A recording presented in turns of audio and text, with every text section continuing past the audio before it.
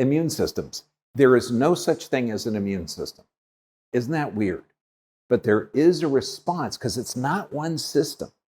Every tissue in your body responds to, you have a built-in response to things that can damage you, but also things that you can communicate with.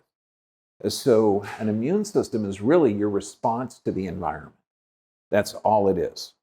Because if you're hot and you're heating up, what should you do? You should sweat. If you're cold, you should shiver. And we talked about how if you're in stress, the heart rate has to go up. If you're not in stress, the heart rate goes down. Now, your body you have DNA. DNA is the blueprint with how you build yourself. And this is the key. If you build healthy cells, you have a healthy body. So anything you do that helps your body regenerate is good. Anything you do that damages your body is bad. Am I going too fast? Okay, good. I know. It's like, duh. But we have to look at this. You have 70 trillion cells. 70 trillion. You have 10 times your cells bacteria. You have 10 times the bacteria viruses. 7 quadrillion viruses. 45% of your DNA is viruses. In fact, every time we get together, you share all your viruses with me. I share all my viruses with you. Why? Because it's a way to transfer information. So if you find yourself in my environment, you will live. If I find myself in your environment, you will live. Okay, so we live together. And this is why that we're designed to transfer information. Now, 80 to 90% of your immune system's in your gut. So any physical, chemical, emotional stress damage that. Now, viruses are not aggressive. They're not going to attack you. So anything you do that builds healthy cells will protect you. Because viruses have a job. Like when we do the blood analysis, I showed everyone in here that there's some parasites attacking the cells.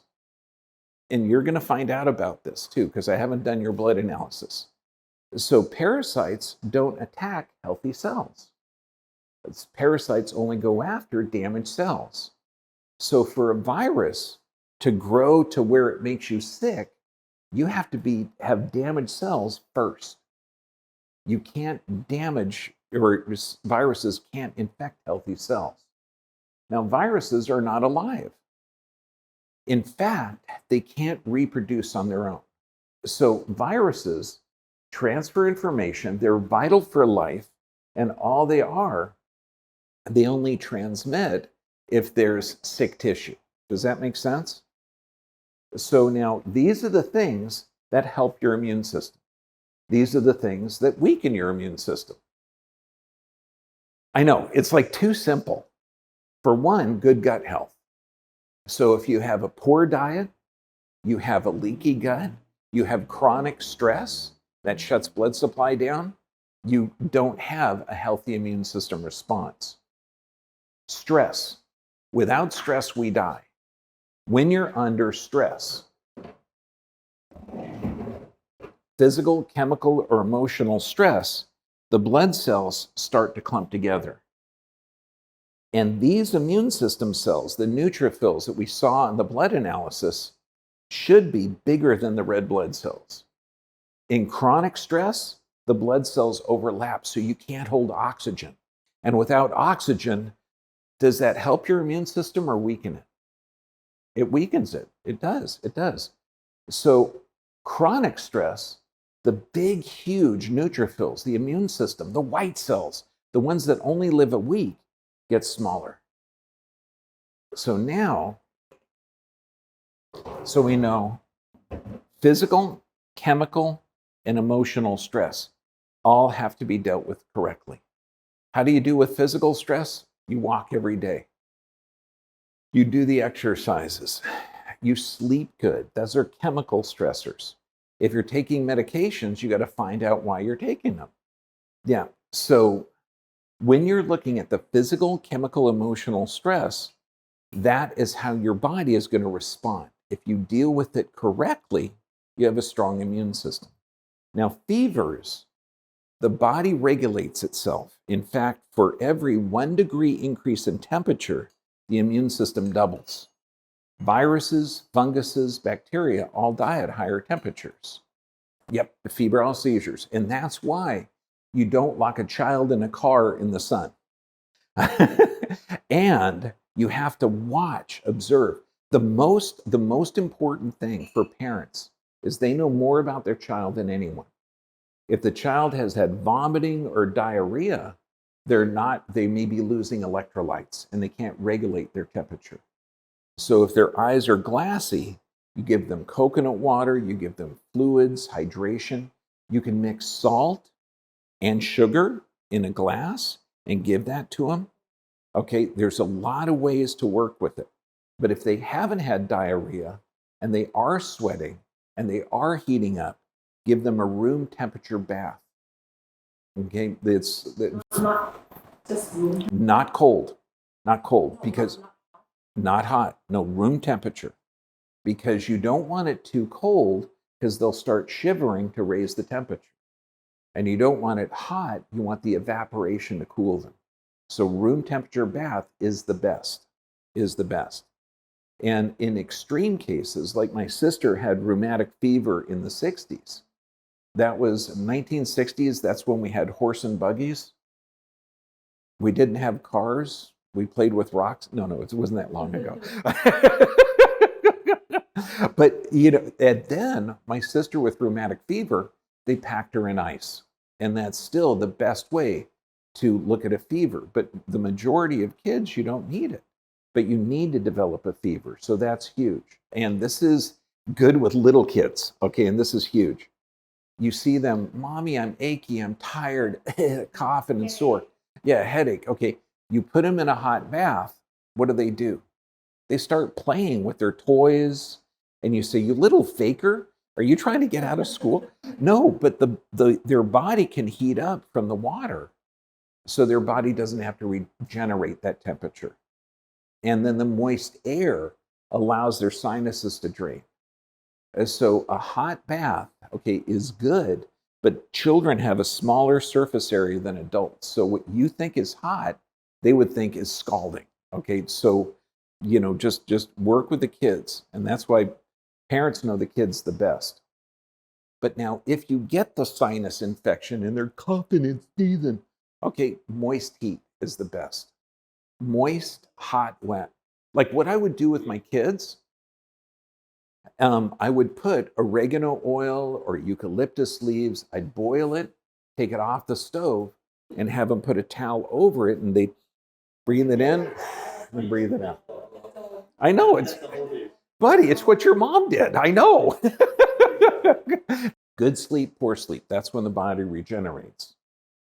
So I'm going to show you how to breathe correctly. Okay, now, when you breathe, and this is going to help your immune system. Oh, also, we talked 2 days ago about cholesterol, how cholesterol is vital. You need cholesterol for brain function. You need cholesterol for hormone production. You need cholesterol for everything. So now I'm going to show you how to breathe correctly. Now, who wants to demonstrate? How about you? Good. Okay. Okay, good. Okay, so now watch his body. What I want you to do is take a deep breath in. Blow out. Good. You're actually breathing correctly. Holy moly, this is so cool. Okay, most people, you're a bad good example. Got it. Okay. What you're doing now is the diaphragm comes down, the stomach has to come out. When you blow out, the tummy comes in and air comes out. Most people breathe like this. You breathe correctly. That's weird. Now, breathing through the nose is totally different than breathing through the mouth. When you breathe through the nose, you create nitric oxide, which opens up the lung tubes and opens up the blood vessels. So it's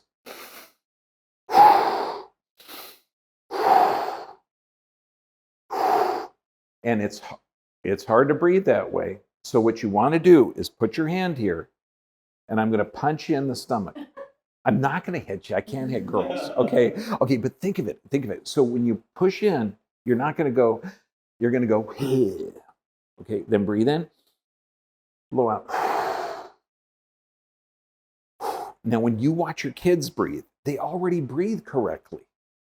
Okay. Kids are already smart. We mess them up by teaching them different things. But this is how all humans breathe. So I tell people to maintain your health, breathe diaphragmatically like this 10 times every hour. Breathing in through the nose and out through the nose is actually better. Okay? Except people won't do it because they're in such an inflamed state. This is why, like, normally you should be able to touch people and it not turn white. When you see people with damage, they're going to have pink skin. And if you touch it, it'll turn white. That's histamine response. And when they breathe in, it will feel good. They breathe out, it's going to slow down their breathing, so it won't work. And plus two, boogers can come out. So I teach it incorrectly because I'll get better compliance. You know what I mean? So 10 every hour. And this helps the brain, it helps pain relief, it helps everything. So you have 70 trillion cells, you have 700 trillion bacteria, you have 70 quadrillion viruses. So you're 2/3 bug. Without the bacteria and viruses, we all die. We have a relationship with them. 45% of your DNA is viruses. You cannot be afraid of a virus. It doesn't make sense. Viruses do not replicate on their own. They need to use your body, and once they do that, they change. Does that make sense? Probiotics. Probiotics. Yes. Forever. Well, probiotics don't grow in your intestine. They create an environment that bacteria that you're exposed to can grow. So it's healthy. This is like what the appendix does. The appendix, Germans have the best research on appendixes. It's there, so when you go to a different environment, okay, like let's say we go to Mexico for a week, half of you probably get diarrhea. But that's because you're exposed to different bacteria and you're changing that flora. And the appendix replaces bacteria. So having healthy bacteria in all of your foods, so fermented foods as part of the diet, okay, foods that are dried, air dried, and that's the best thing in the world for you. Dried freeze fruit. Freeze-dried fruit, as long as it's not sulfur, or if it's just sun-dried, they're fantastic. It maintains a lot of its antioxidants, so it's really, really good. You look at the people with allergies. You have a child raised at home with no dogs or cats, or a child raised with a bunch of brothers and sisters in childcare, shitload of animals. Which one has more allergies? This one. Because we need that exposure.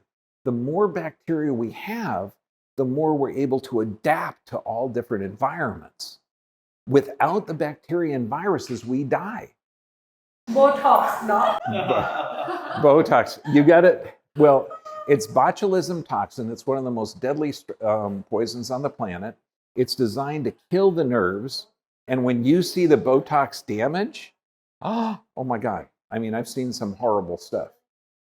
But my job is to give as many wrinkles to my wife as possible. I want these laugh lines. I want her smiling a lot.